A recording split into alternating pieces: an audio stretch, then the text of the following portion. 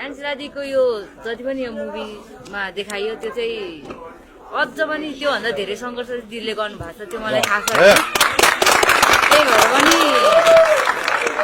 अब हामी दिदीसँग नजिक भएर अब आफ्नो साथीहरूको त्यो थाहा भएर पनि मलाई एन्जेला दिदी मात्र नभएर हरेक खेलाडीहरूले आफ्नो ठाउँबाट धेरै नै भोग्नु छ दिदीहरूले र म चाहिँ एकदम दिदीहरूप्रति चाहिँ त्यो सम्मान जुन चाहिँ दिदीहरूले गर्नुभएको छ वुमेन फुटबलको लागि एकदमै म चाहिँ ग्रेटफुल छु। किनभने दिदीहरूले यति धेरै सङ्घर्ष गरेर नै आज हामी यो सजिलो ठाउँमा आइपुगेको छौँ। त्यही भएर एन्जेला दिदीलाई यो ठाउँमा देख्दा चाहिँ मलाई एकदमै प्राउड फिल भइरहेको छ र जुन चाहिँ अब केटी भएर गर्नु हुँदैन भन्ने जुन मैले पनि भएको थिएँ र आज यो ठाउँमा उभिनु पाउँदा सबै हामी यो ठाउँमा उभिँदा मलाई एकदम गर्व लागेको छ। सबैजनालाई प्लिज अझै पनि एन्जेला दिदीलाई एकदम धेरै माया गरिदिनु होला। सबैजनाले सोसियल मिडियामा हुन्छ कि के भएर हुन्छ सेयर गरेर सबैजनाले एकदमै माया गरिदिनु। सबैभन्दा फिल्म यति राम्रो होइन, एउटा कथावस्तुमा उसको चाहिँ एउटा आफ्नो जीवनमा आधारित होइन।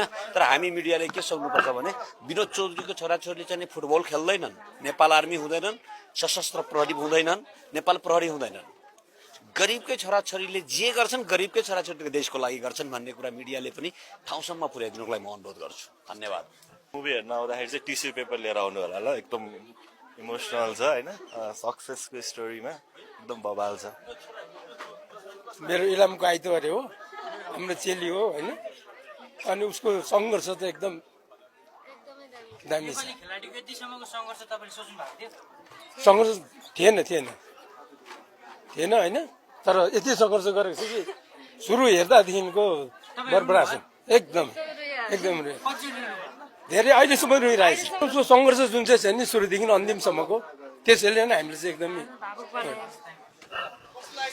मुभी त एकदम राम्रो लाग्यो, एकदम मोटिभेसनल थियो। सबै कुरा चित्त बुझ्यो, लास्टमा एउटा कुरा चाहिँ चित्त बुझेन। अब त्यो एकदम मोटिभेट गर्ने मुभी भयो नि त। अब नेपाली फुटबललाई एकदम भित्री रूपबाट देखाइरह नि त। अहिलेको चलिरहेको जुन यो हुन्छ नि नेपाली फुटबलभित्रको करप्सनलाई नि यति 1 मिनट जति सट्ट देखाइदिएको भए चाहिँ दामी हुन्थ्यो। तर जति देखायो एकदम राम्रो देखायो।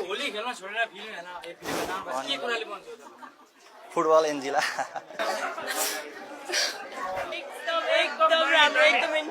एकदमै राम्रो छ, एकदम राम्रो लाग्यो, आँखाबाट आँसु आयो।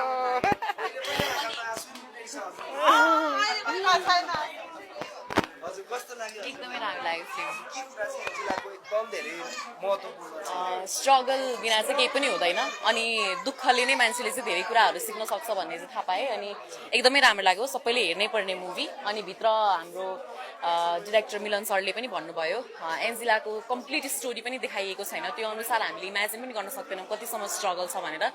सो एकदमै खुसी लाग्यो। सबैजनाले आएर हेर्नै पर्ने फिल्म। यो यस्तो खालको फिल्मलाई चाहिँ हामीले सपोर्ट गऱ्यौँ भने भोलिको दिनमा हाम्रो राष्ट्रलाई नै हेल्प हुन्छ।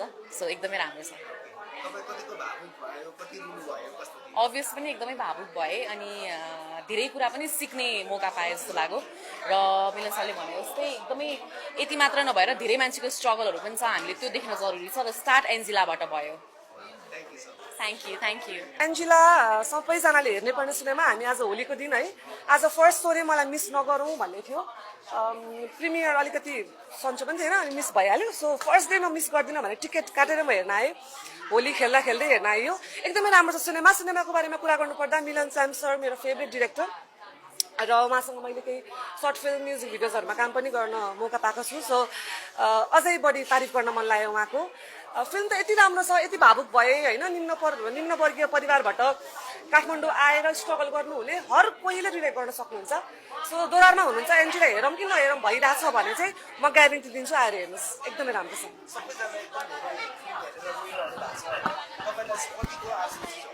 एकदमै आमा छोरीको हरेक संवाद, आमा छोरीको हरेक स्ट्रगल, हरेक सिन, फोनमा कन्भर्सेसनले त मलाई मेरो मम्मीको एकदमै धेरै याद आयो।